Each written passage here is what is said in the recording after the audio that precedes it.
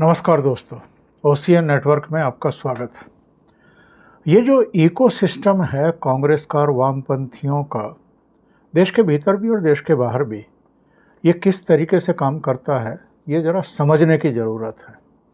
जैसे भारतीय जनता पार्टी को, ठीक है, अकेले दम पर पूर्ण बहुमत नहीं मिला और उसको 240 सीटें मिली हैं, लेकिन कांग्रेस वो तीसरे झटके में भी 100 का आंकड़ा नहीं छू सकी है।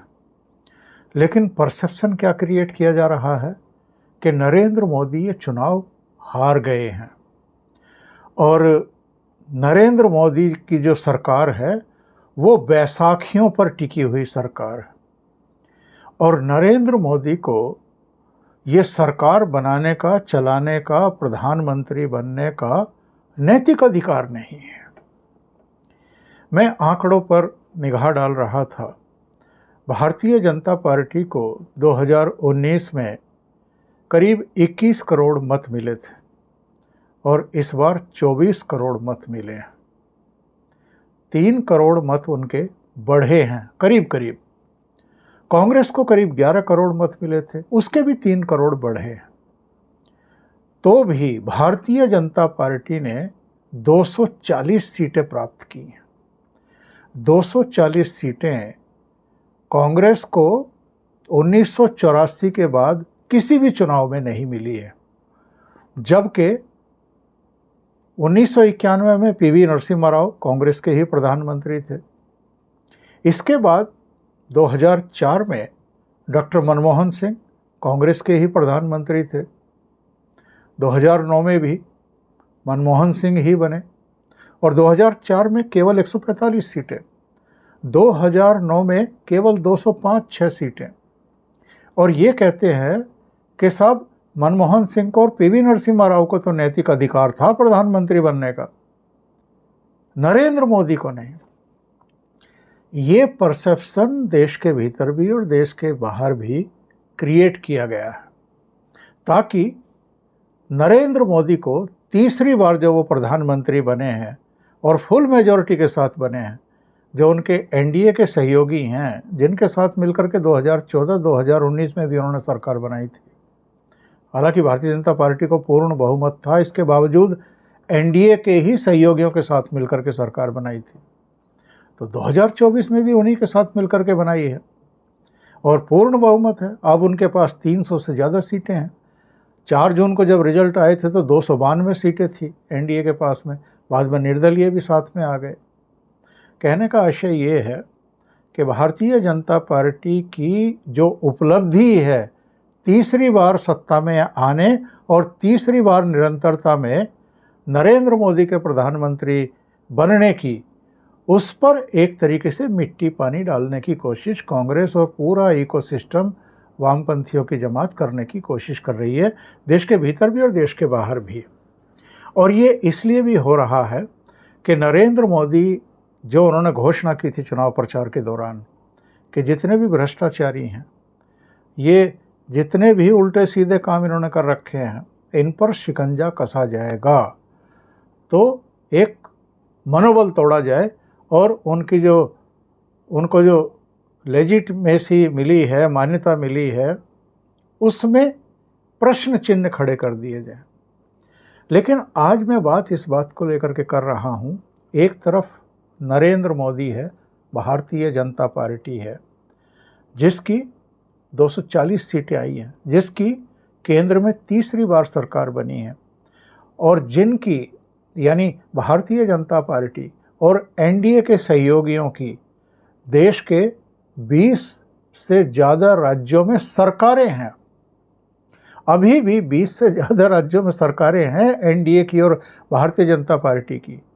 वो भारतीय जनता पार्टी अभी से जो आने वाले 4 प्रमुख राज्यों के विधानसभा चुनाव हैं, उनकी तैयारियों में जुट गई है। और ये राज्य कौन कौन से हैं? महाराष्ट्र है और हरियाणा है, जिसमें सितंबर अक्टूबर में चुनाव होने हैं। इसके अलावा झारखंड है, जिसमें नवंबर दिसंबर में चुनाव होने हैं। जम्मू कश्मीर है, जिसमें सितंबर में इलेक्शन होने हैं। हरियाणा और महाराष्ट्र के साथ ही इलेक्शन होने हैं। इन चारों राज्यों के लिए भारतीय जनता पार्टी ने बाकायदा प्रभारी नियुक्त कर दिए हैं जो चुनाव की तैयारियां करेंगे। जैसे महाराष्ट्र के लिए भूपेंद्र यादव को प्रभारी बनाया गया है और अश्वनी वैष्णव जो दूसरे केंद्रीय मंत्री हैं उनको सह प्रभारी बनाया गया है। इसी तरीके से झारखंड, जहां अभी झारखंड मुक्ति मोर्चा और कांग्रेस की सरकार है, वहां के लिए मध्य प्रदेश के पूर्व मुख्यमंत्री और केंद्रीय कृषि मंत्री शिवराज चौहान को प्रभारी बना दिया गया है और असम के मुख्यमंत्री हिमंता बिस्वा शर्मा को सह प्रभारी का दायित्व दिया गया है।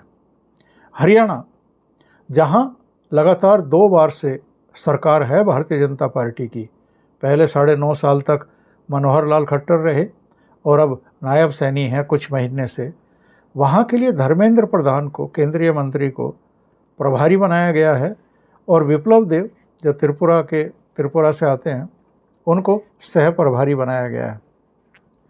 जम्मू कश्मीर, जहाँ पर डिलिमिटेशन हुआ है, 370 हटा है और ये वादा किया था अमित शाह ने और प्रधानमंत्री नरेंद्र मोदी ने भी कि जैसे ही सिचुएशन वहाँ नॉर्मलाइज होगी तो हम विधानसभा का चुनाव कराएंगे। मांग तो हालांकि ये भी उठ रही है कि उसे फिर से पूर्ण राज्य का दर्जा दिया जाए, लेकिन पहली प्रायोरिटी जो है वो केंद्र की ये है कि भाई अभी जम्मू कश्मीर में चुनाव कराए जाएं। तो सितंबर में चुनाव कराए जाएंगे। वहाँ के लिए जी किशन रेड्डी को प्रभारी बनाया गया है भारतीय जनता पार्टी का। कहने का आशय ये है कि भारतीय जनता पार्टी किस तरीके से काम करती है उनके इस मूवमेंट से पता चलता है, इस फैसले से पता चलता है। अभी 4 जून को लोकसभा चुनाव के रिजल्ट आए हैं। 9 जून को प्रधानमंत्री नरेंद्र मोदी ने तीसरी बार शपथ ग्रहण की है। उसके बाद वो इटली की यात्रा पर भी हो आए हैं जहां G7 समिट थी और आने के बाद वो लगातार समीक्षा बैठक कर रहे हैं अलग अलग योजनाओं परियोजनाओं की। और भारतीय जनता पार्टी ने समानांतर तरीके से जो आने वाले विधानसभा चुनाव हैं उनकी जो कठिन चुनौतियां हैं उससे पार पाने के लिए अभी से प्रभारियों की, सह प्रभारियों की नियुक्ति कर दी है। जहां स्क्रू ढीले हैं उनको कसना शुरू कर दिया है और आप देखिए कि कामकाज करने का तरीका, जो प्रणाली है, जो प्रक्रिया है, उसमें मूलभूत अंतर क्या है। अब हरियाणा है, हरियाणा में 2 बार से 2014 और 2019 2 बार से वहाँ भारतीय जनता पार्टी की सरकार है और दोनों लोकसभा चुनाव में 2014 में भारतीय जनता पार्टी को 10 में से 7 सीटें मिली थी, 2019 में 10 की 10 सीटें मिली थी। इस बार का जो लोकसभा चुनाव है उसमें उसे 5 सीटें मिली हैं और जिस कांग्रेस का 2019 में खाता भी नहीं खुला था, यानी भूपेंद्र सिंह हुड्डा और उनके बेटे दीपेंद्र हुड्डा भी सोनीपत और रोहतक से हार गए थे, उस कांग्रेस पार्टी की चूँकि इस बार संभावनाएं दिखाई दे रही हैं वापसी की, इसलिए भारतीय जनता पार्टी ने अभी से हरियाणा में अपना काम शुरू कर दिया है। विधानसभा चुनाव में जो नुकसान हुआ है लोकसभा चुनाव में, उसकी भरपाई कैसे की जा सकती है, इसकी रणनीति बनानी शुरू कर दी है। और अब जो इनके प्रभारी हैं, धर्मेंद्र प्रधान हों, विप्लव देव हों, उनके दौरे शुरू हो जाएंगे। चंडीगढ़ से लेकर के और हरियाणा के अलग अलग क्षेत्रों के मीटिंगें शुरू हो जाएंगी। दिल्ली में, हरियाणा में रणनीति बननी शुरू हो जाएंगी। कहाँ कमियां रही हैं, कहाँ गलतियां हुई हैं, 5 सीटें कैसे घट गई लोकसभा की। और चूँकि पिछले चुनाव में, विधानसभा चुनाव में हरियाणा में भारतीय जनता पार्टी को अकेले दम पर पूर्ण बहुमत नहीं मिला था, 40 सीटें आई थी, तो ये भी देखा जाएगा कि इस बार का परफॉर्मेंस उतना बुरा ना रहे कि बिल्कुल जो है ये कहा जाए कि भारतीय जनता पार्टी का सफाया हो गया 2 बार की सरकार बनने के बाद। इसको लेकर के रणनीतियाँ बननी शुरू हुई। इसी तरीके से दूसरा स्टेट महाराष्ट्र, जहाँ 2019 में भारतीय जनता पार्टी और शिवसेना जब इकट्ठा थी तो दोनों ने मिलकर के लोकसभा चुनाव में 48 में से 41 सीटें जीती थी। उसके बाद विधानसभा चुनाव में भी दोनों साथ मिलकर के लड़ी थी। तब उद्धव ठाकरे साथ थे, शिवसेना संयुक्त थी और दोनों को जनादेश मिला था, 167 सीटें मिली थी। बाद में शरद पवार कांग्रेस ने एक गेम खेला कि देवेंद्र फडणवीस को निरंतरता में दूसरी बार मुख्यमंत्री बनने से रोका जाए, और उसमें वो कामयाब हुए किसी हद तक, और उद्धव ठाकरे को तोड़ लिया, गठबंधन तोड़वा दिया, उनको चीफ मिनिस्टर बनाया, और वो दोनों भी जो हारी हुई पार्टियां थी उनकी सरकार में हिस्सेदार बन गई। लेकिन वहाँ पर रिजिम चेंज हुई।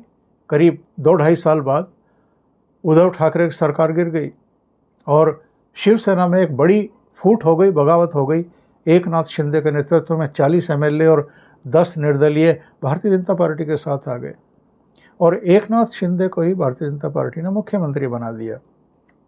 लेकिन जो अब लोकसभा चुनाव हुए हैं, उनके जो परिणाम आए हैं, 2019 में अकेले भारतीय जनता पार्टी ने ही वहाँ से 23 सीटें जीती थी, और इस बार वो 9 सीटों पर आ गई, तो उसको बड़ा नुकसान उठाना पड़ा है।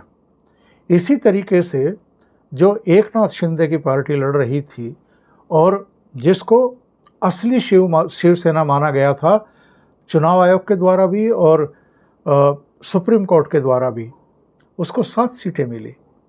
इन दोनों को मिलाकर के 16 सीटें मिली, और 1 सीट अजित पवार को मिली, जो अपने चाचा से बगावत करके 40 एमएलए के साथ भारतीय जनता पार्टी के साथ आ गए थे। तो कहाँ तो 41 सीटें जीती थी 2019 में लोकसभा की, और कहाँ ये 16-17 सीटों पर सिमट गए। तो इस बार जो विधानसभा चुनाव हैं, निश्चित रूप से बहुत बड़ी चुनौती लेकर के भारतीय जनता पार्टी के और जो एकनाथ शिंदे और अजित पवार का गुट इनके साथ है उसके लिए है। इसलिए महाराष्ट्र में भूपेंद्र यादव को और अश्वनी वैष्णव को जिम्मेदारी सौंपी गई है, और जाहिर है अमित शाह और जो दूसरी लीडरशिप है, अभी 30 जून के बाद भारतीय जनता पार्टी को दूसरा राष्ट्रीय अध्यक्ष मिलने की उम्मीद है, क्योंकि अब विधानसभा चुनाव में अधिक समय बचा नहीं है और सभी प्रतिष्ठित चुनाव हैं, हरियाणा का हो, महाराष्ट्र का हो, झारखंड का हो, जम्मू कश्मीर का हो, और जनवरी में फिर दिल्ली का भी चुनाव होने वाला है। तो ये 5 राज्यों के चुनाव लगातार होंगे। सितंबर से जो प्रक्रिया शुरू होगी वो नवंबर, दिसंबर, जनवरी, फरवरी तक चलेगी। इसलिए भारतीय जनता पार्टी को अपना नया अध्यक्ष जो है वो तुरंत जुलाई के दूसरे सप्ताह में ही चुनना पड़ेगा, ताकि कामकाज में किसी तरह की बाधा उत्पन्न ना हो।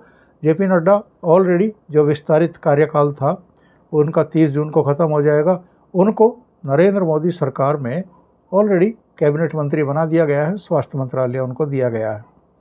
तो कहने का आशय ये है कि भारतीय जनता पार्टी अभी से तैयारियों में जुट गई है। झारखंड में भी वैसी ही चुनौतियां उसके सामने हैं। झारखंड आमतौर पर भारतीय जनता पार्टी की सरकारें वहाँ रही हैं, तो झारखंड में भी शिवराज सिंह चौहान जो बहुत अनुभवी राजनेता हैं और 4 बार मध्य प्रदेश के मुख्यमंत्री रहे हैं और अब केंद्रीय कृषि मंत्री हैं, उनको जिम्मेदारी सौंपना झारखंड की, और असम के मुख्यमंत्री हिमंता बिस्वा शर्मा को जिम्मेदारी सौंपना, ये बताता है कि झारखंड को लेकर के भारतीय जनता पार्टी का नेतृत्व कितना संजीदा है। और चूंकि झारखंड में एक बड़ा घटनाक्रम हुआ था, उसके मुख्यमंत्री हेमंत सोरेन को ईडी ने गिरफ्तार किया था ज़मीन घोटाले में, मनी लॉन्ड्रिंग के मामले में, तो इसलिए झारखंड मुक्ति मोर्चा भी और कांग्रेस भी वहाँ बैकफुट पर है।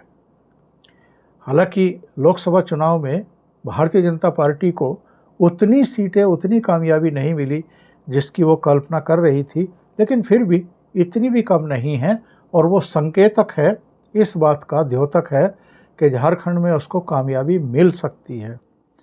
और जम्मू कश्मीर जहाँ 370 हटाया गया, 35 हटाया गया, वहाँ विकास के तमाम कार्यक्रम जो है वो घोषित किए गए। जिन नागरिकों को अभी तक अधिकार नहीं मिल रहे थे उन नागरिकों को अधिकार दिए गए, वोटिंग के भी और दूसरे भी। वो सारी सुविधाएं उनको भी मिलनी शुरू हुई जो देश के दूसरे राज्यों को मिल रही थी। अमन चैन वहाँ कायम किया गया, पत्थरबाजी ख़त्म हुई, अलगाववाद की जो भावना थी उसको कमतर किया गया और वहाँ पर एक वातावरण बना है। अभी लोकसभा चुनाव में भी भारतीय जनता पार्टी ने जम्मू और उधमपुर वाली सीटें जीती हैं फिर से। हाँ, लद्दाख की सीट उनके पास नहीं रही, इस बार इंडिपेंडेंट एक उम्मीदवार जीत गए। और जो घाटी की 2 सीटें हैं वो पहले भी भारतीय जनता पार्टी का वहाँ प्रभाव नहीं था और इस बार भी उतना प्रभाव नहीं था, इसलिए वहाँ भारतीय जनता पार्टी ने अपने कैंडिडेट नहीं उतारे। लेकिन डिलिमिटेशन के बाद चूँकि 7 सीटें बढ़ी हैं जम्मू कश्मीर विधानसभा में, तो इसलिए जब सितंबर में चुनाव होंगे तो भारतीय जनता पार्टी पूरे दमखम के साथ वहाँ चुनाव मैदान में उतरेगी। तो वहाँ भी जी किशन रेड्डी को जो है प्रभारी बनाया गया है। और जाहिर है जम्मू कश्मीर में तो खुद प्रधानमंत्री और अमित शाह और जो भी भारतीय जनता पार्टी के अध्यक्ष बनेंगे उनका पूरा दखल रहेगा ही और नज़र भी रहेगी। तो एक तरफ कांग्रेस पार्टी और जो दूसरे दल हैं, क्षेत्रीय दल हैं, वो हैं जो अभी निद्रा की स्थिति में हैं या दूसरे ही एक तरीके के आबो हवा बनाने में और मोदी सरकार के बारे में एक अलग तरह का परसेप्शन क्रिएट करने में ही अपनी ताकत लगाए हुए हैं। और भारतीय जनता पार्टी जो है इन राज्यों में कैसे नुकसान को कम से कम किया जाए और वापसी की जाए विधानसभा चुनाव में, इसकी तैयारियों में अभी से जुट गई है। तो अभी के लिए इतना ही। बहुत बहुत धन्यवाद। अगर आपको ये चैनल और इसके कंटेंट पसंद आ रहे हैं तो लाइक करें, कमेंट करें, वीडियो को शेयर भी करें। अभी तक अगर आपने ये चैनल सब्सक्राइब नहीं किया है तो सब्सक्राइब कर लें और साथ में लगे बेल आइकॉन को दबा दें ताकि आगे आने वाले वीडियो और उनके नोटिफिकेशन आप तक पहुंचते रहें। बहुत बहुत धन्यवाद। नमस्कार।